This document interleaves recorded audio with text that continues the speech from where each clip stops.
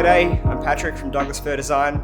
Welcome to the workshop. I love working with sliding dovetails. They've always fascinated me. I think a lot of woodworkers share that fascination. With dovetails, they're a joint that holds themselves together. You can technically use them without using any glue, but they're kind of tricky. And over the years, I figured out a number of ways to make the process a lot easier. So come along and you'll get some tips on how to use this fantastic joint to make your projects stronger and cooler.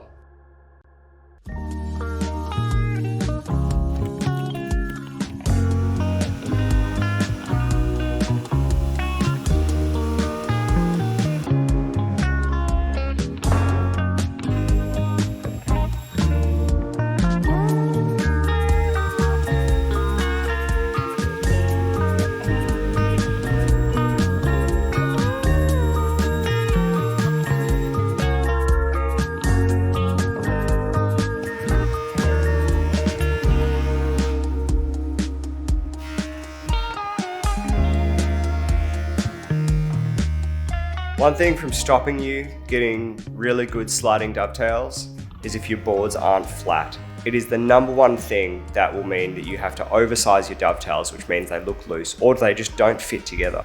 These boards here are not flat, so I need to spend some time making them flat, and I have to slightly redesign the piece around the new thickness, and then we can cut some dovetails.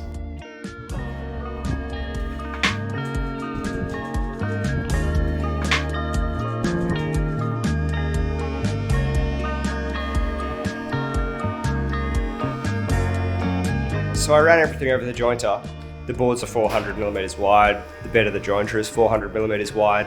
That meant that there were some tiny little edges on my boards that I had to hand plane because I was leaving a little ridge there, which would have affected the flatness.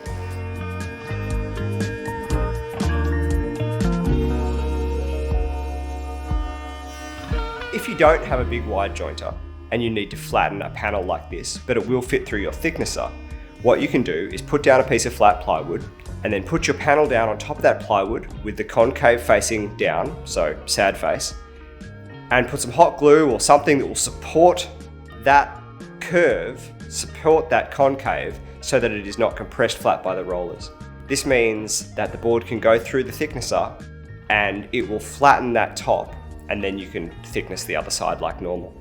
If you don't put it on a sled like that, where the spring is supported, then it's just going to press it flat and it'll spring back up afterwards.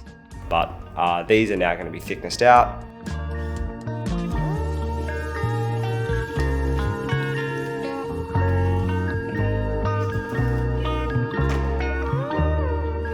This is the new thicknesser that I got recently.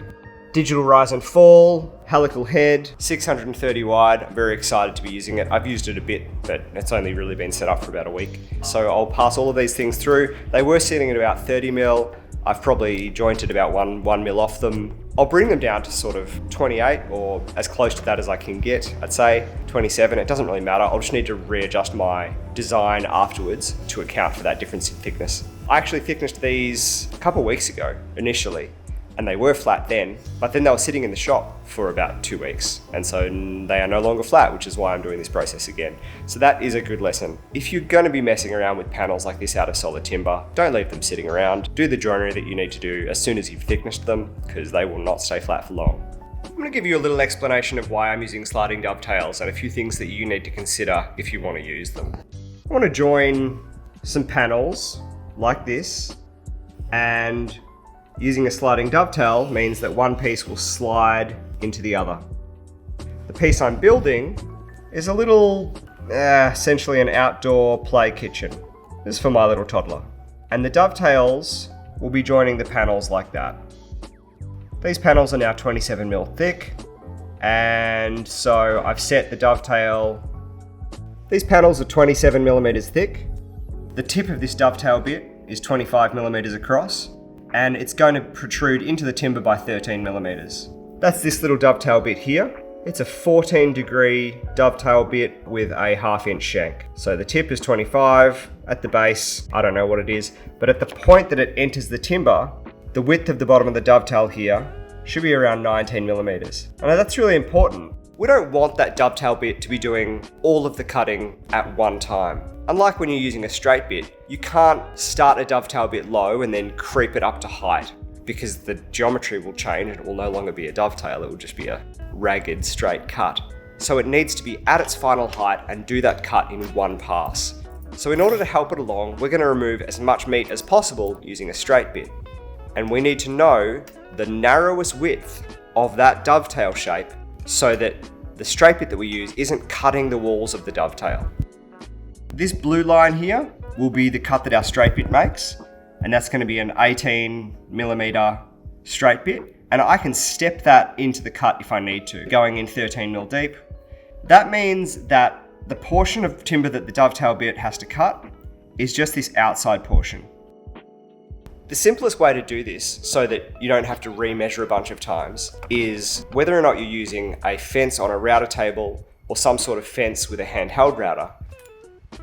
Whenever you've got a router bit coming through a piece of timber and then exiting that piece of timber, you will always get some sort of tear out, and you can just plan for it. And there's a couple ways that you can solve it.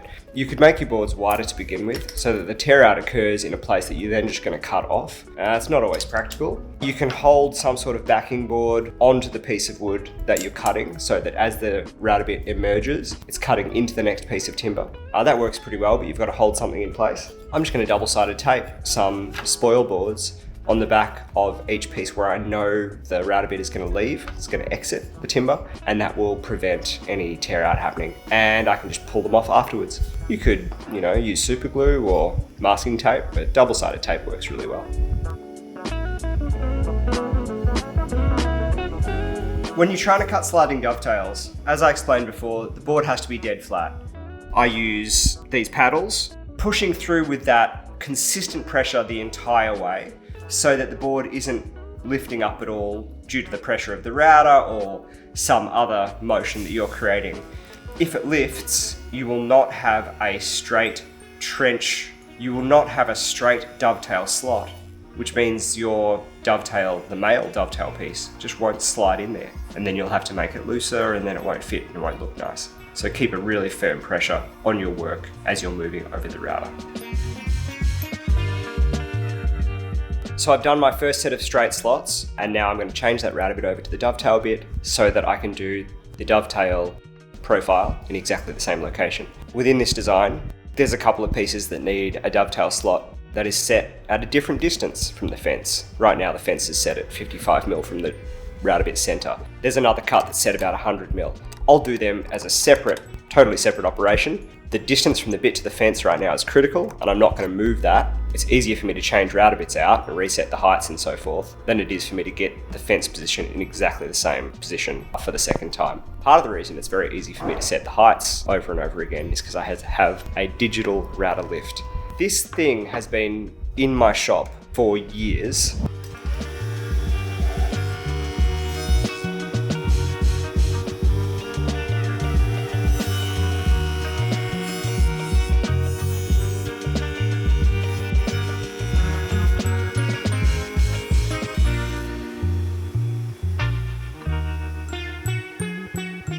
I'm now going to do the leg components where the dovetail sits higher.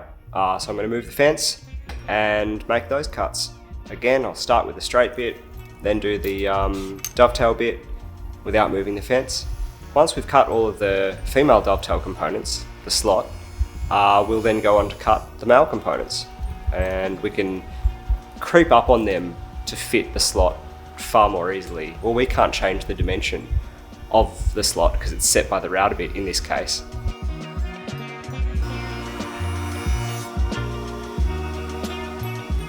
We've cut all of the dovetail slots, and so now we're ready to cut the dovetail pins or tails. I'm going to use a scrap piece first. There's no point trying to do this for the first time on your actual workpiece. Make sure the scrap piece is exactly the same thickness as everything else, otherwise your measurements are all wrong. The way that we're going to do this is by running the piece along the router bit like that, and then flipping it over and running the other side as well.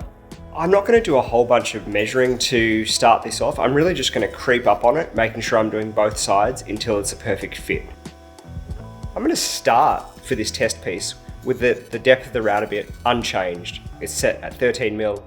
It was set at 13 mil for the slot. I can't quite get my head around exactly how changing that height will affect how this fits. So on my first test, I'm just gonna leave it the same. And then if I need to raise it or lower it. The fit is good. So we're gonna cut the dovetails on all the other components now.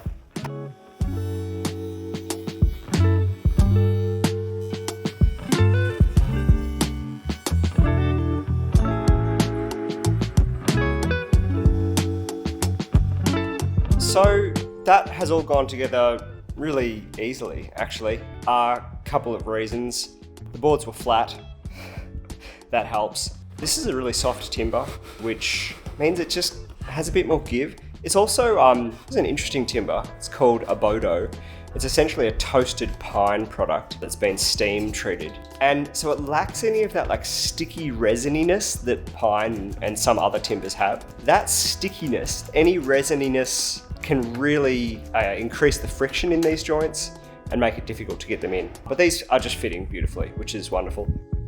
I have a couple other little pieces to put in here. I need a little backing board in here and a little kind of backing board down here.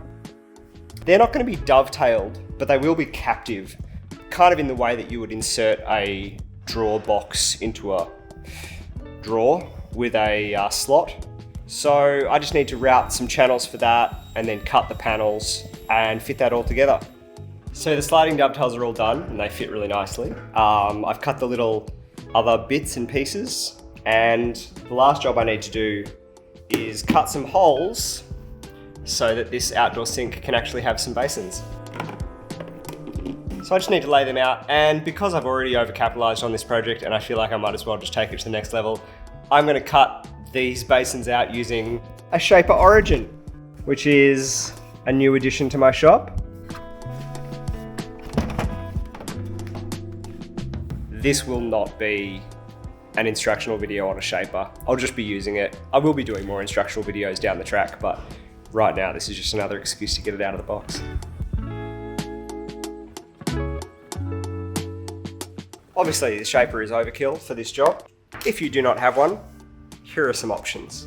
You could draw the line, jigsaw it out, and then sand it. Or you could make yourself a template of that diameter by jigsawing out a template, sanding it, and then you could use a router to trim that out perfectly. If you want it to be, since this is a circle, you could create a little circle jig for a trim router, which sits on a circular pin and spins around. I can create a video on that at some stage. That's probably how I would have done it. Circle jig to a certain depth, cut out the disc, and then clean it up using a trim router. But I mean, the shaper means I can do this in one go, and it makes placement just dead easy.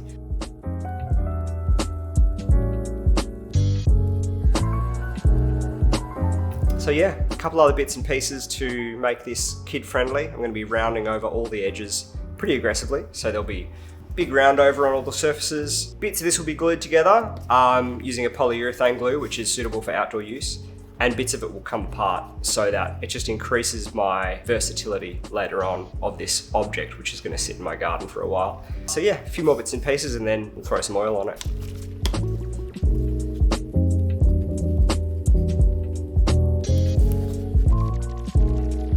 I found when I'm doing polyurethane glue ups, it gets everywhere. I just lent on some. Having a rag covered in metho helps clean it up as you're going. So it gets it off your fingers and off surfaces that you don't want to sand later. When you go to glue up sliding dovetails, you've got to be speedy and careful. If you put PVA in these joints, it has a tendency to grab. Because there's so much surface area, it will grab very rapidly, sometimes before you can even get the piece in. If your joinery is really nice and tight, you can get into trouble really quickly, because once it's grabbed, you've got so much surface area, you just can't move it. You could whack it with a hammer, etc. This piece is going outside, so I'm going to use polyurethane, which is better in wet environments. Also, I'm really impatient, and this 20-minute polyurethane goes off really quickly. Thirdly, a bodo, this steamed toasted pine, just really hates PVA. There's not enough moisture in there or something to bond with the PVA chemically. So kind of just doesn't work, which is, I've never encountered a wood that PVA literally won't bond with. So polyurethane it is, and I'm going to apply it sparingly. It foams up, it'll squeeze out all of the gaps, but it'll be dry in 20 minutes and I can keep moving. Polyurethane goes off more rapidly if there is moisture present. Because this timber is so dry, I'm going to apply polyurethane, mist it with my spray bottle of water, just very lightly, and then push it all together.